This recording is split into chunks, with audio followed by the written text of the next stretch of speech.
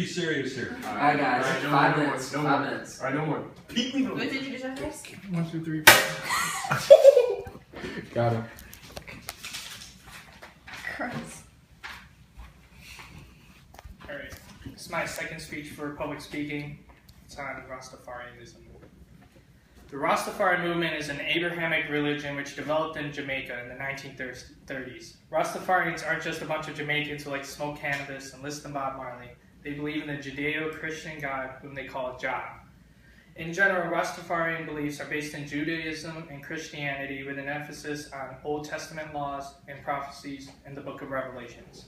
They created this social movement to provide a voice for the poor blacks in Jamaica by encouraging resistance to oppressive societal structures.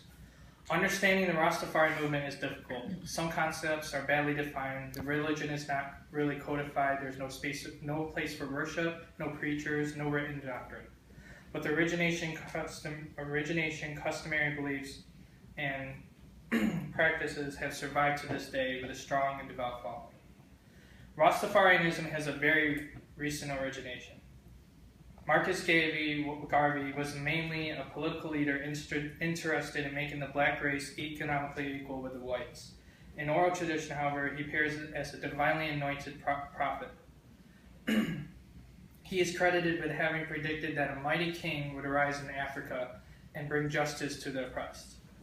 When the Prince Rastafari Manakin of Ethiopia was crowned emperor to worldwide fanfare on November 2nd, many Jamaicans claimed that Garvey's prophecy had been fulfilled. Thus, the Rastafari movement was born. Rastafarians are monotheists, meaning they believe in one God. They call their God Jah, who they view in the form of the Holy Trinity, the Father, Son, and the Holy Spirit. Rastas believe Jah lives within all humans in the form of this Holy Spirit.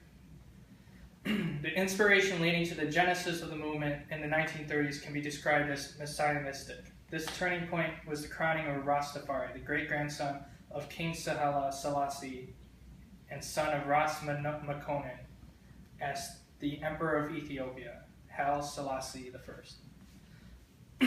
It is one of the focal beliefs that the true Messiah comes to us as Emperor Haile Selassie, or Rastafari.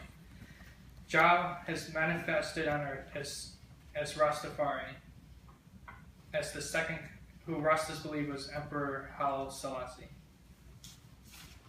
There is no formal organized leadership in Rastafarian, creating a wide variety of spiritual and moral variation within the religion. Yet there are focal beliefs that are standard in many sects and subdivisions of Rastafari. Rastafarians believe in Iesus Christos. This concept is that they accept Haile Selassie or Rastafarian Makonnen as the second coming of Jesus. They also believe in Zion. Zion is a land that Jah promised to them as a heaven, but they don't believe in an afterlife. They believe that Zion is a heaven on earth, which is believed to be in Ethiopia, and this place is also believed to be the birthplace of the human race. Rastafaris also believe in Babylon. Babylon is the rejection of Western society or the white power structure of Europe and the Americas.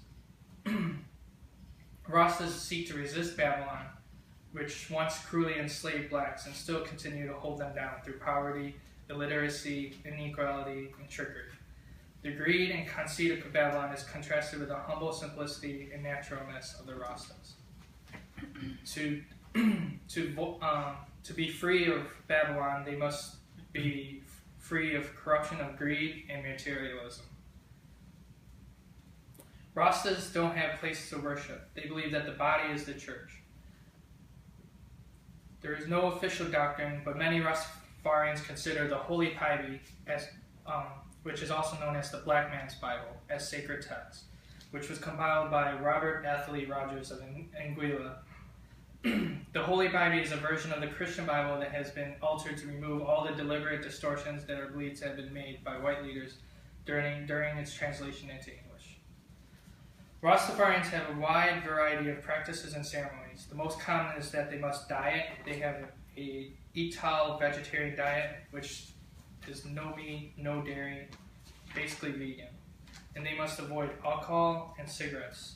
But they do believe in smoking cannabis. They consider it as a sacrament that cleans the body and mind and heals the soul, and exalts the consciousness and facilitates peacefulness.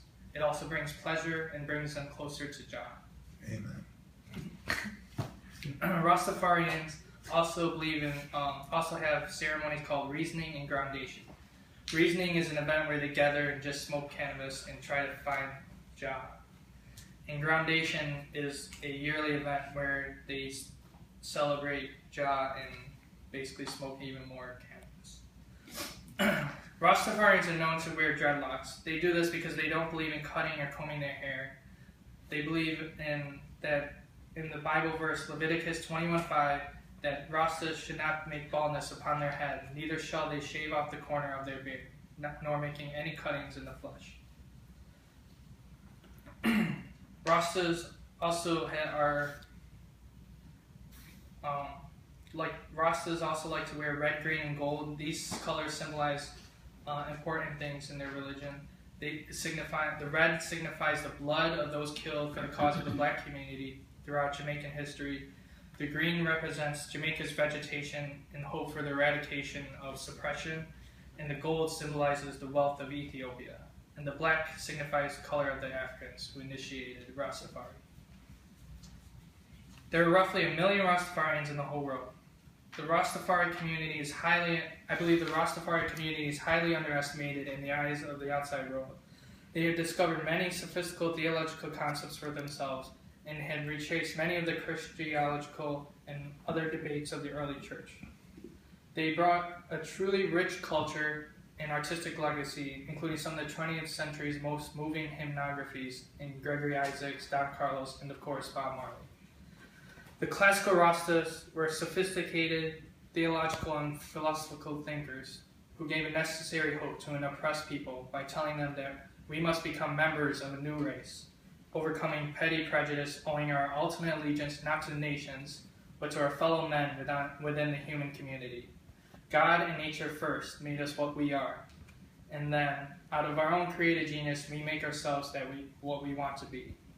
Follow always that great law, and let the sky and God be our limit, and eternity our measurement. Thanks. Question. No questions, please. Where do I